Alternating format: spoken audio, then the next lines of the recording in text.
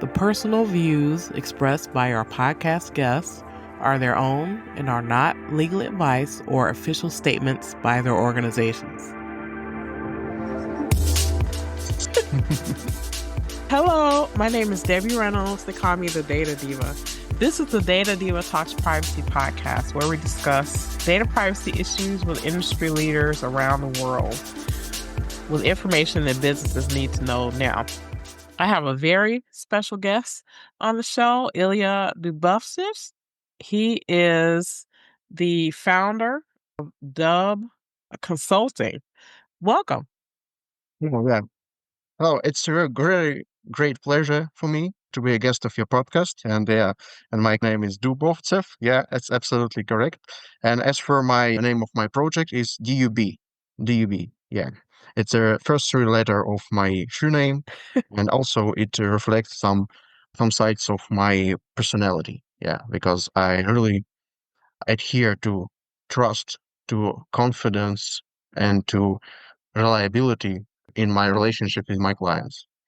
I'm really specialized in employee privacy and in M&A privacy. And another part of my expertise is international data transfers. So I can tell anything to you about these topics.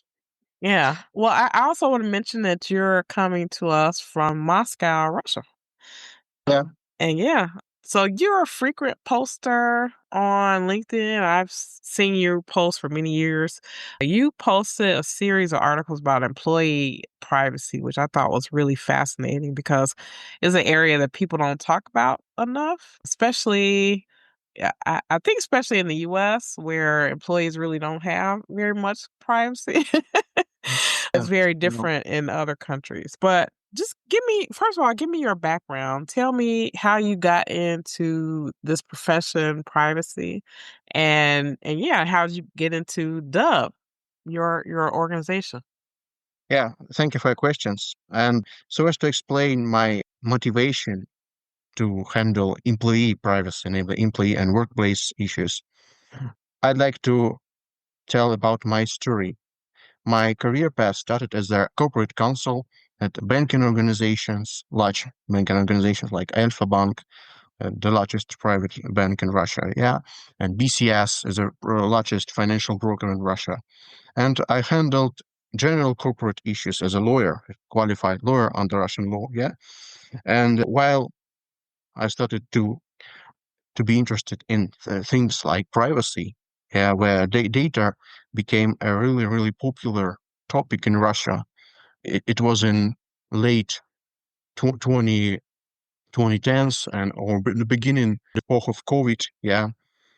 So data became alarming issue for Russian organizations. Yes. And my reflection was that I must handle it because I think that data is the thing that all over about us.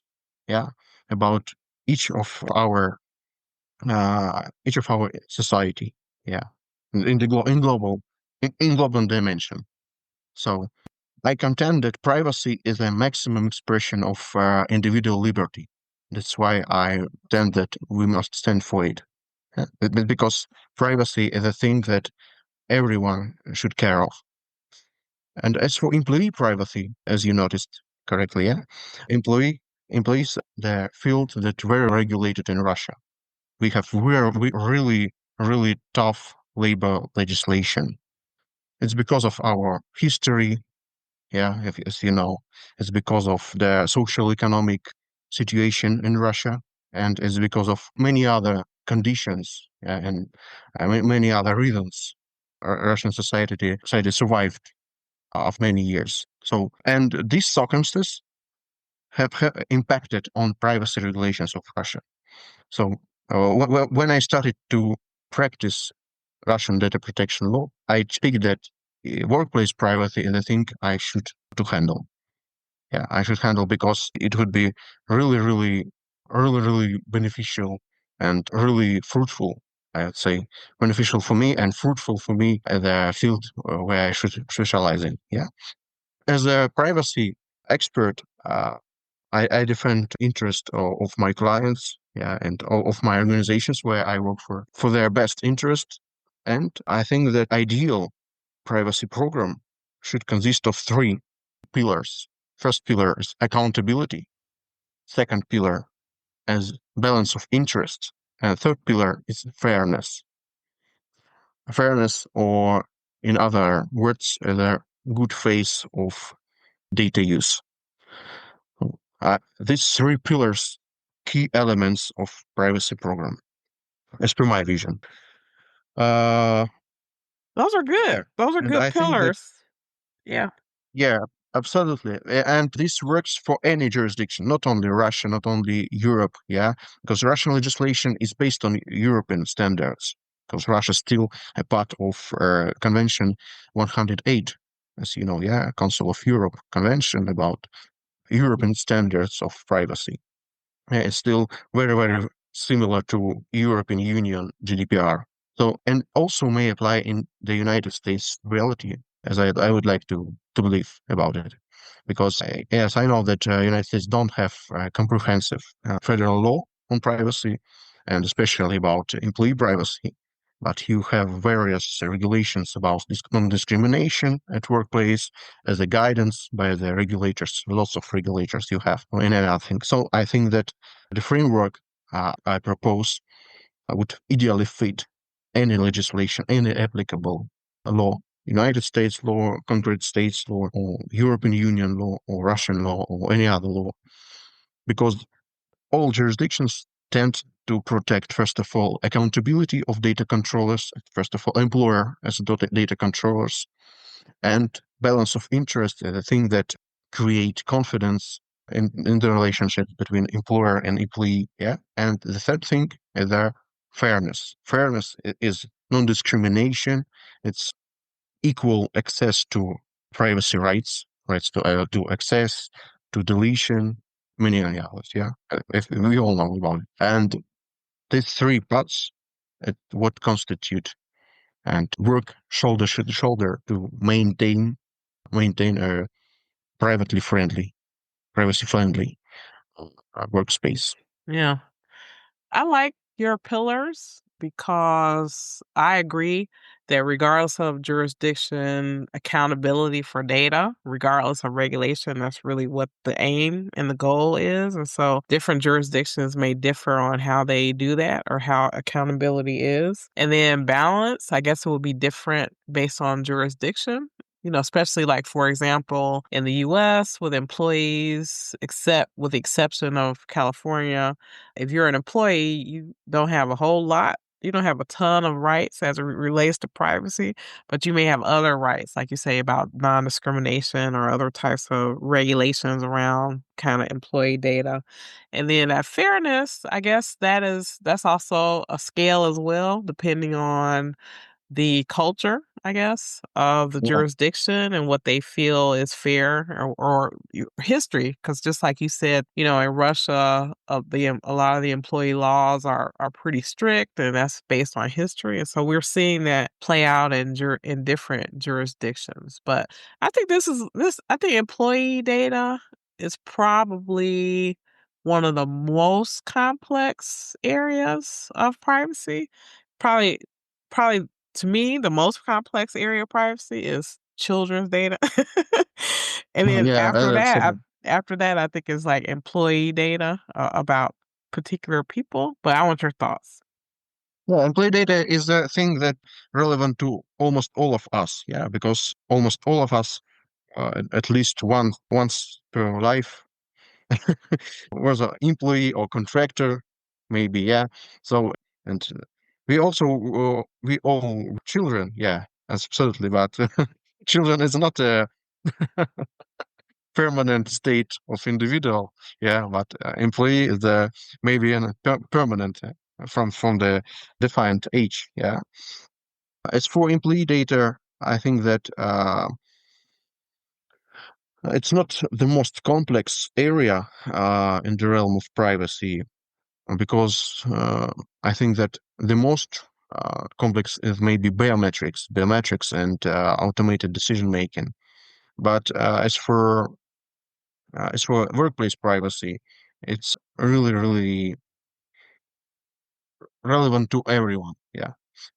So as for employee privacy, I regularly consult various companies from Russia, from Europe, from MENA, Middle East and North Africa. Yeah, and even I had several requests from American companies operating in Russia, especially in the retail sphere, in the retail field. So I think that employee privacy will be impacted by a new era. We now face a new era of AI. AI will bring new opportunities, and I personally am optimist about this thing because I think that in history, and human life and human life whale and labor whale will grow when technology advances. And I think that in the epoch where AI maybe our friend, maybe our pet, maybe our coworker, and and even maybe our spouse, is not someone may claim about it. So I think that it only leads to higher price of human life because true true human feelings, true human thinking, and true human decision making will be gold in the new world. So, and I think that AI brings new opportunities for business development. It really democratizing business development for various societies. And I think that under AI epoch, workplace privacy will be transformed into something like area where employee is the true equal partner of employer. I think that we all become businessmen to an extent. Uh, when internet, YouTube, and social media became popular, many of us, almost all, became blogger. Yeah, we all have blogs, social media pages, and many other public things. So it's the same story. We, as AI will give us new opportunities to build our new businesses, we will be more independent, and it will impact on regulation of labor, regulation of data related to HR and human resources. It will impact on the relationship between employer and employee. It will be like equal partners, I think. We will not have the time where employee was like a slave of capitalist, yeah, Right. who exploit the edit whale, yeah, of the labor for their profits, yeah. Now we have the let's say employee as the capitalist and employer as the capitalist, a relationship between two capitalists. So it's really brings new opportunities for all of for all sides of these relationships. Yeah. So and it's my opinion. That's a good opinion. I hadn't heard of it that way, but I think it's true because, I think we as a society are still going through growing pains around the employee-employer relationship. A lot of people still view it as the industrial age, where you have a foreman or a supervisor, and the person brought their body or their mind to work, but they were told what to do by the employer. It was like a foreman overlooking like a floor where the minions did certain parts of a process. But now you have people who are, especially data people, where you have to work more horizontally across the organization, and it's not like you just have one little piece of a puzzle and no one knows the view of it except this higher level person. So I agree with that. I think that it's transformation in how much more technology is involved in people's job and helping them do their work. It's just going to create more, definitely opportunities, but I think it creates more data risk for individuals and for organizations. But I want your thoughts. As an employee, as their employee, only a simple human, yeah, and a regular human, and in normal condition, yeah, or without any advanced technologies like AI or machine learning or any other employee is really subject to various vulnerabilities created by the employment environment, because an employee may be first to give consent for unfair processing activities, for example, for monitoring of his activities outside the office. Yeah, many employers do these wrong things.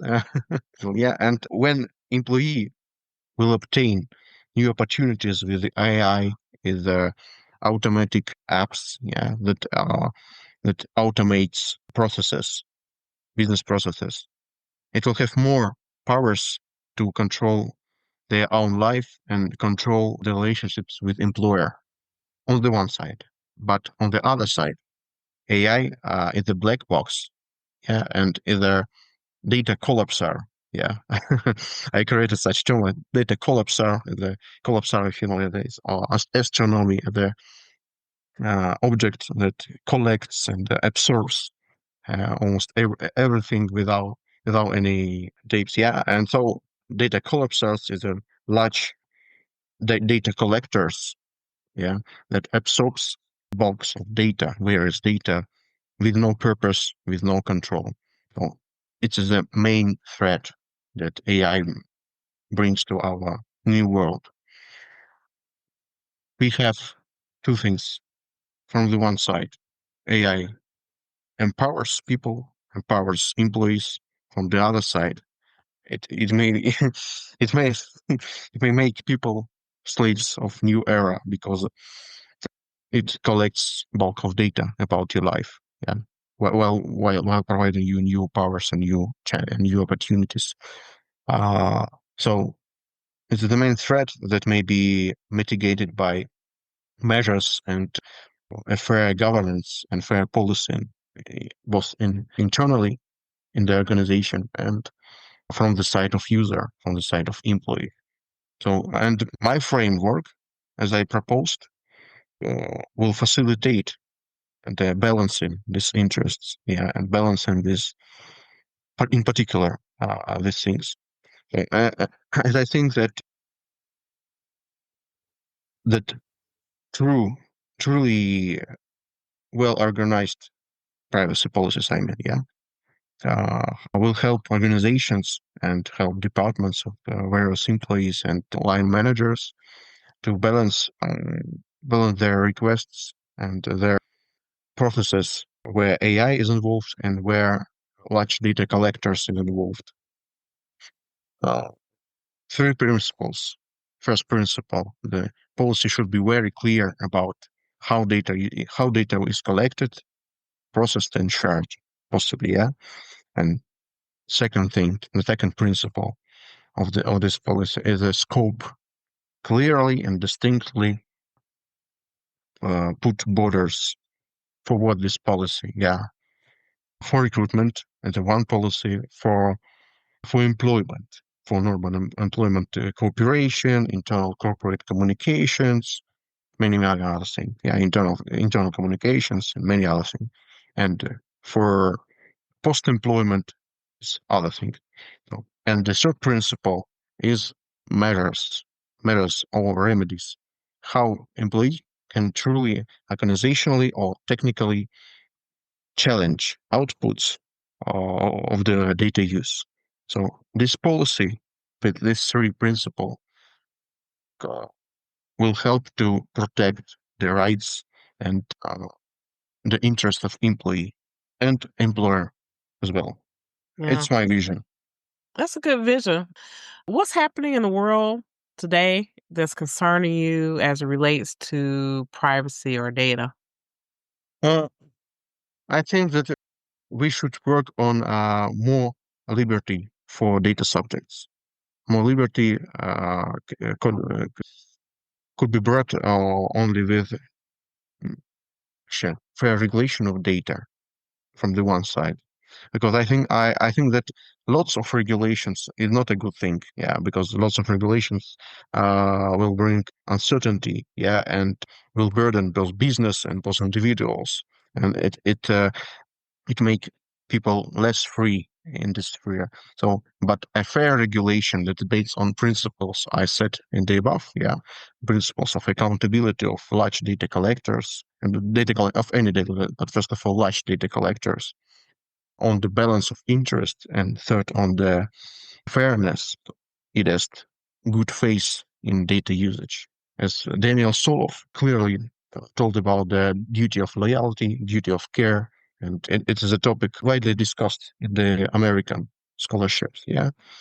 These three things constitute a fair regulation of data. The first thing is fair regulation, and the second thing is literacy, technical and both technical literacy about AI, about new technologies, and literacy about the rights. I view my mission is that I educate people from business about this. I work on literacy of masses through my newsletters, and I hope that it will make people more protected from dangers the new epoch brings. I do like that. We say more liberty, more fairness. That's definitely needed. There, I think in the US, because there's so much business focus, a lot of times, unfortunately, some people think, well, just because it's not written in law means I can do whatever. Companies are now coming to the realization that that's not a good way to do business, because that really erodes the trust that people have in companies, and it really limits the quality of data that they can get from people if they feel like they aren't being treated fairly, regardless of regulation. But what do you think? America has a different path from Europe, and from the other world that's tend to have a comprehensive law about privacy. But sectoral regulations have their advantages because they are usually more flexible and more responsive, maybe from from some people use. But I personally think that the United States should have a comprehensive law, as Europe do, as Europe does, and I think that maybe in the future we will have a news about that the U.S. Congress passed the Comprehensive Act on data protection. It will be a really good step because it will bring more certainty about dealing with international data transfers, especially. Yeah. So, Well, I'm glad you mentioned international data transfer. So that's something I do a lot, but I want your perspective on international data transfers. So a lot of times I see there are surveys that come out every year where they survey a lot of data protection and data privacy people. And year after year, one of the top or most rated, one of the most complex areas of privacy for people who work in this area is the international data transfers. But I want your thoughts on this, on that area of work and how you see it. that's a good question. I think that privacy specialists and privacy experts from all the continents should work on one thing. We should make our countries and our continents closer. And this is because privacy is a child of in the internet age. And the popular topic. Because we also know that privacy was far beyond the internet age. And it started when George Brandeis firstly said about privacy. And but the initial meaning of privacy, as per mine, is making nations closer. And it's maintaining free flows between the countries, between the jurisdictions. And I think that we all should work on it. We should make our regulation harmonized with, based on common principles, respecting human rights, respecting the best interests. And we should work over the framework that will help to speak in one language about the same problems in this area. So this is my recommendation to my colleagues from, from all of the contents. And I think that many of our peers share these values because it's a sign of common sense. Yeah. And the common sense is the thing that forming the foundation of our job. Uh, so I totally agree with that. And so I think one of the tensions that we have now internationally is that, obviously different countries and jurisdictions have their own laws and they want to protect that. And so that's why we get into a lot of the complications with international data transfers, trying to translate what it means to protect data in the way that, different jurisdictions want it done. But I wish that we had, just like you said, I guess harmonization is a good word for it, but I think there are multiple ways to achieve a similar goal. And so I would like to see more fundamentals around, for example, we could say, well, we think that, selling someone's data without their permission is bad.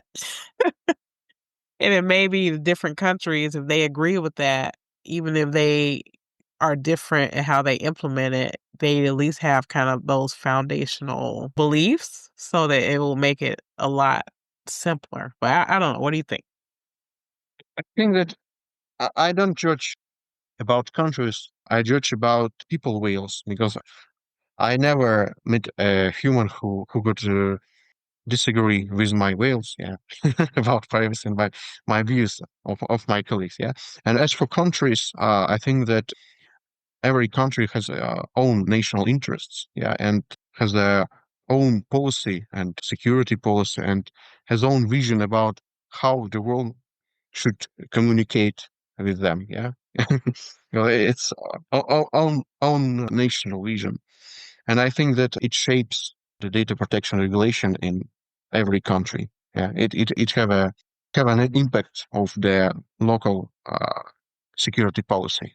Yeah, but the things that that unite the planet is the belief that we all should go to the world more secure, yeah, and more free and respecting rights.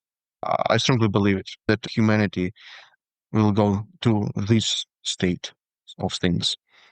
And as of different policies around the world, I do believe that our mission is to make nations closer, to translate problems in one language and work over the frameworks that makes our countries closer.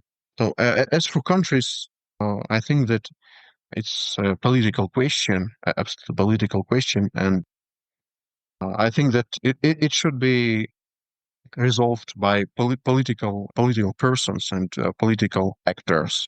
We should do what we do. Is my answer to your question. Right, right. It's my answer to a question and it's question to a question. Yes, right. Oh my goodness. Oh my goodness. So tell me your perspective about when you're working with clients in different countries and they're, doing these transfers. What have you noticed maybe that people that the clients maybe either misunderstand or they need more education about? I think that it's more about education, yeah, and it's because we should work over literacy, as I have said. Yeah, because literacy, especially technical and technology literacy, is a crucial aspect of the knowledge many people don't have, unfortunately, yeah, today. And I think that privacy professional and data professionals and technology professionals should work shoulder to shoulder to improve literacy of matters about the rights, the data, and the technology. Yeah. So it's absolutely a question of education because privacy is an absolutely natural thing. Yeah, it's a part of every human. It's, we all want to reach an individual liberty. So it's commonly agreed by everyone. Yeah, but only thing to overcome the problems is literacy. Yeah, so it's absolutely a question about education. I like how you phrase it about individual liberty, because that's how I feel about it. In the US, when I first started really paying attention to privacy, this was like in the mid 1990s. And I was shocked at that point to realize that privacy wasn't a fundamental human right in the Constitution, because we just think, oh, we have all these liberties, we have all these other freedoms, and just the understanding that privacy wasn't protected in the way that I thought was like an eye opener for me, especially in the internet age and the AI age. That liberty that you talk about, I think is going to be very important. And from a technological perspective, I think that technology exists that could help with that, especially as we're seeing people want to keep more of their data to themselves and share less, or share only what they need to share to be able to get like a product or service or do different things. But I want your thoughts. Yeah, I know that privacy is not clearly enumerated in the American Constitution. Yeah, it's mostly based on the interpretation of the Fourth Amendment to the Constitution, on the Fourth Amendment, and to some parts on the Third Amendment. Yeah, about warrant and many other rules of the Constitution, but it's not clearly enumerated, and it may be seen as a drawback of the Constitution as a legal document. Yeah, but I think that American legal system is based on common law, and common law is based on common sense. So absolutely, it's a legal system is based on common sense, and since it's based on common sense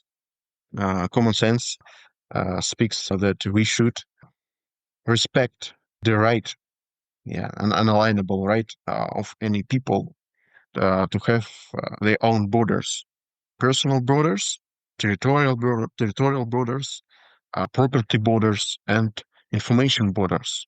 Yeah. So, and every people have right to defend these borders. That's why common law is respects privacy. So American law also should do it as their principles based on common law principles. And I share every initiatives of various powers and various institutions in the United States who who promote the idea of privacy. Yeah, and I could quote Ayn Rand, yeah, as a Russian-born American writer. You maybe know about her, yeah. Ayn Rand defended privacy, the unalienable right of every human, and privacy, the thing that naturally originated in human nature. I absolutely agree with Ayn Rand. I think that her views greatly shaped American privacists. I couldn't judge about cases and situations happened in America because I'm not American citizen and I'm not American resident. So as a strange watcher, as a strange human from other country, I only can hope that America will lead to best definition of privacy as Ayn Rand and as founding fathers of American Constitution. I hope they wanted to have. Yeah. So, Ilya, if it were the world according to you, and we did everything you said, what would be your wish for privacy or data protection anywhere in the world, whether that be human behavior, technology, or regulation? Privacy is a set of various things. It is about both human behavior and regulation and culture. Uh, to be honest, I think that privacy is ultimately an anthropological phenomenon. Yeah. So anthropological phenomenon is a thing that tells about culture. So culture stands first in that data privacy.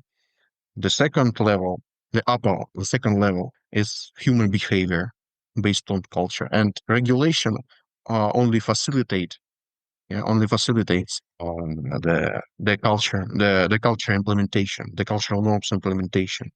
So that's because regulation is the hand of state, hand of an enforcer, yeah, who enables the norms to be implemented in the reality. So yeah, but the culture is a foundation.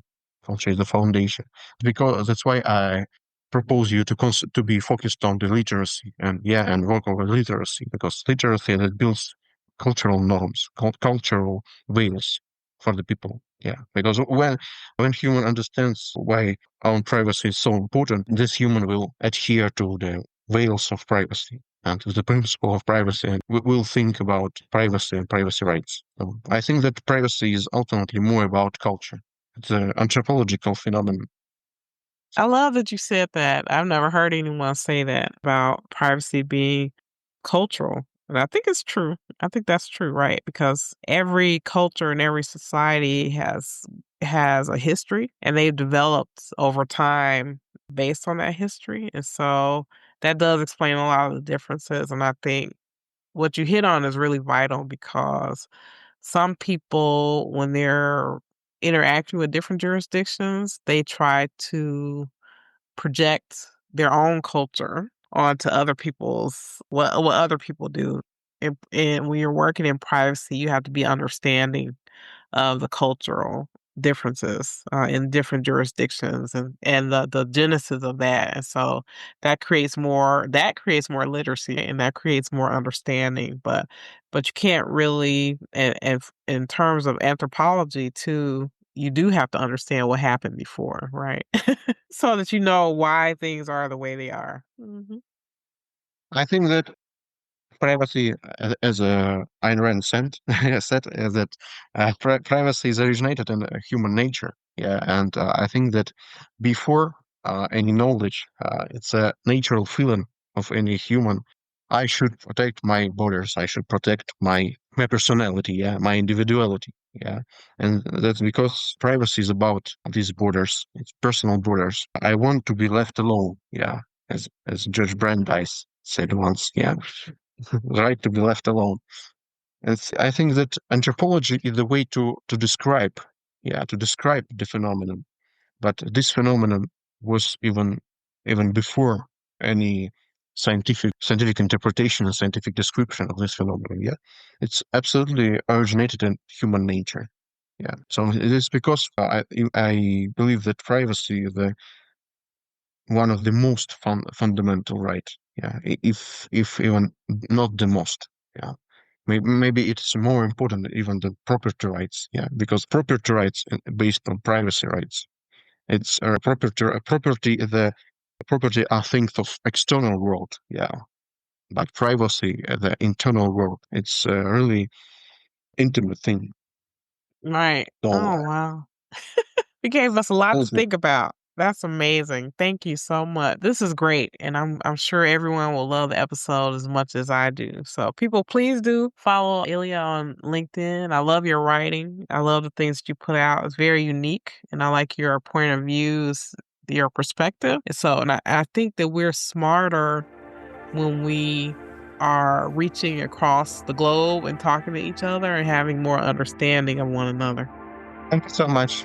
It was a great pleasure to be a guest at your podcast. Thank you. Excellent, excellent. Well, I look forward to us being able to collaborate in the future. And thanks so much for being on the show. I hope, and I will be looking forward. Yeah. Thank you. Talk to you soon. Thank you so much for doing this. Thank you. Thank you. Have a great day.